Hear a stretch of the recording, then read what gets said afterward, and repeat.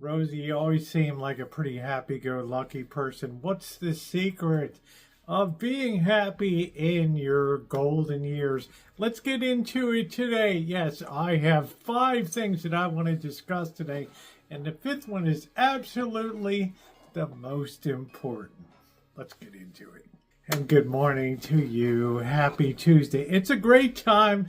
I was so happy to retire a couple years ago. I said, working 50 years, that's enough for me. So what if I'm not really at my new mandated retirement age? 65 will suit me just fine.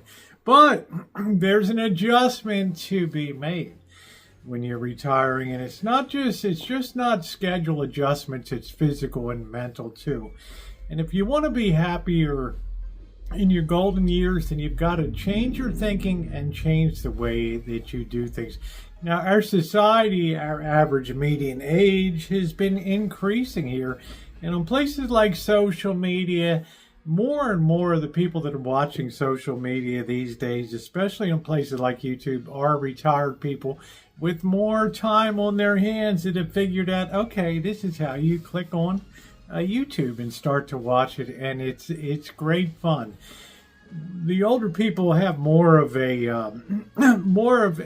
attention span capability than younger people. TikTok's got to break it up for them into 15 and 30. Okay, all right.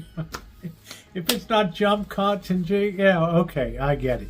So we've now staked out our territory here, and it's great. So let's really get into this number. Number one is keep moving. A lot of times I just think the retirement thing is getting a lazy boy chair, kicking back and watching the world crumble around you. Okay, that is a recipe for just like slinking and gradually becoming part of the decor of the house and the furniture, right? The one thing that changes a lot when you retire in your golden years is your routine changes, and you really don't have any place that you have to be. But it's important physically that you keep moving and maintain at least the same level of physical exercise that you did before. My number one suggestion that I've told people tons of time is, besides drinking tons of water that keeps you nice and puffed up and looking dewy, but the other thing is, get out and take a walk in your neighborhood. You'll see things that you never saw before, and you'll build your endurance, and pretty soon you may enjoy find a hiking group to go with, or a birding group, or a fishing group to go with. Okay, you'll find yourself enjoying it, and you'll see things that you never even imagined were in your neighborhood. And if you're nosy like I am, you see things that your neighbors are doing that you never even knew that they were doing before. Keep moving. Number 2 is set goals for yourself.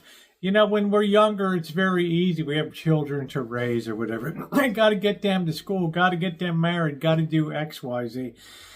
Then it's all done, and it's just you and kind of the wind whistling through, and you're just looking around. What's now?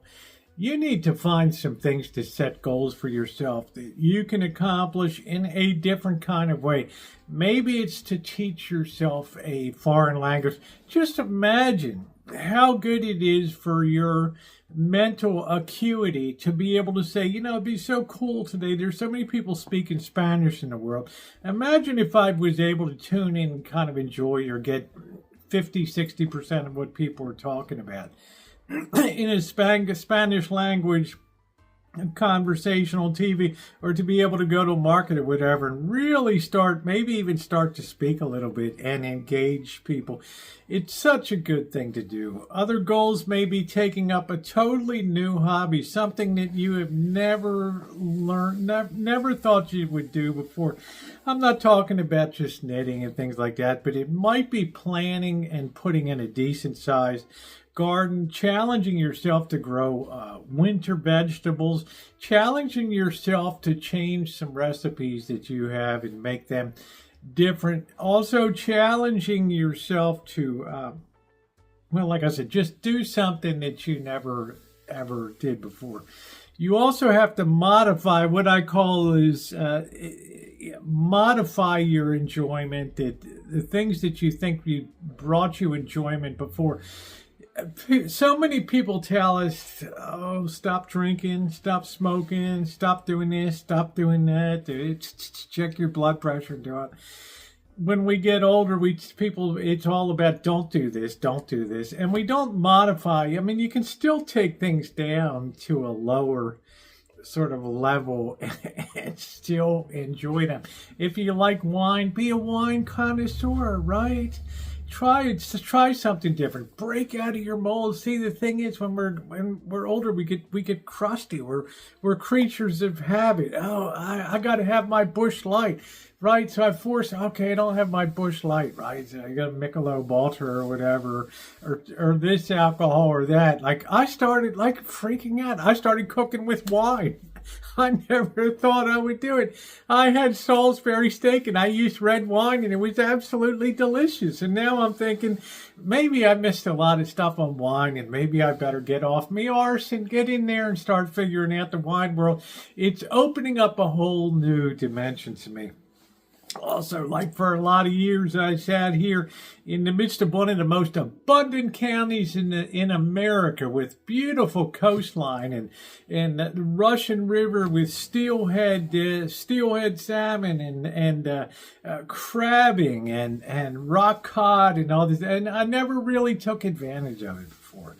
Why not now, right? It's a great time. Okay, you don't have to go crawling on the rocks and risk life and limb to drop off of a 100-foot cliff. You can go out on a charter boat.